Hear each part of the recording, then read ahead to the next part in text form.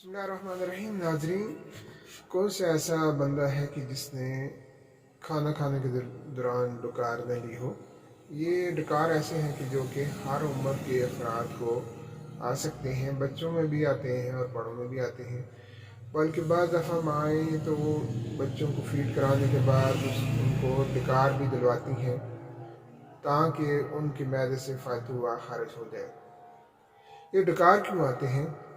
डकार इसलिए आते हैं कि जब हम खाना खाते हैं उस दौरान जब हवा हमारे मुंह के ज़रिए फालतू हवा दाखिल हो जाती है मैदे में, और 15 क्यूबिक सेंटीमीटर से ज़्यादा अगर हवा हो तो उसके नतीजे में फिर मैदे को वही हवा बाहर निकालनी पड़ती है और उसकी वजह से डकार आते हैं।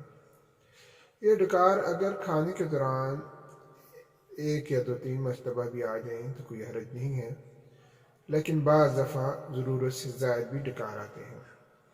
और बाज़ ऐसे इंसान हैं कि जिन्हें खाली पेट भी डकार आते हैं और ज़रूरत से ज़्यादा भी डकारें आती हैं, जिसकी वजह से उन्हें अच्छी खासी टेंशन होती है। और बाज़ ऐसे भी मरीज़ देखेंगे हैं कि जो 1-1 मिनट में कई डकारें उनको आती हैं, यहाँ तक कि वो बात करने से भी वो लाचार होते हैं। ये डकारें इसलिए आती हैं कि बाद ऐसी ग़ज़ाएँ हैं कि जिनके नतीजे में भी डकारें आती हैं, वो गैस ज़्यादा पैदा करती हैं। ऐसी ग़ज़ाएँ जो ज़्यादा ऑयली हों, या बाद ऐसे फ्रूट हैं जैसे एप्पल वगैरह, उससे भी आ सकती हैं, प्याज से भी आ सकती हैं, मूली, दालें, लोबिया, चावल ज़्यादा खाने से, मोटा गोश्त से, इन चीज़ों से भी इनका अगर ज़रूरत से ज़्यादा इस्तेमाल हो तो फिर भी डकारें आ जाती हैं। उसके लिए फिर बाज़ ने मुख्तलिफ टोटके भी बताए हैं कि प्याज का अगर पानी पी लिया जाए वो भी इसमें बेहतर होता है, नींबू का रस भी इसमें बेहतर होता है डकारों को ख़त्म करने के लिए। पुदीने का इस्तेमाल बतौर सलाद के तौर पर किया जा सकता है, वो भी इसके लिए बेहतर है। अदरक का एक छोटा सा टुकड़ा अगर मुंह में रख लिया जाए तो उससे भी इसमें बेहतरी आ जाती है।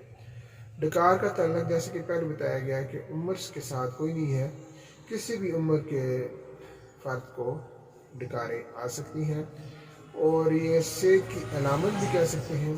लेकिन दूसरी तरफ अगर ज़्यादा डकारें आती हैं तो ये बसियार खोरी की भी अलामत है। ज़रूरत से ज़्यादा इंसान खाना खा ले तो वो भी इसकी अलामत है कि उसको ज़्यादा डकारें आती हैं। और जैसे कि पहले अर्ज़ किया गया है कि बाज़ ग़ज़ाएँ जो हैं वो भी डकार का बायस बनती हैं, ज़रूरत से ज़्यादा डकार आती हैं। तो इसलिए हमें अपना जायज़ा लेना चाहिए कि कौन सी ऐसी ग़ज़ा है कि जिसके नतीजे में हमें डकार ज़्यादा आती है, और अगर नॉर्मल तरीके से आती है तो उसमें कोई परेशानी की बात नहीं है, एक नॉर्मल ज़िंदगी का एक हिस्सा है।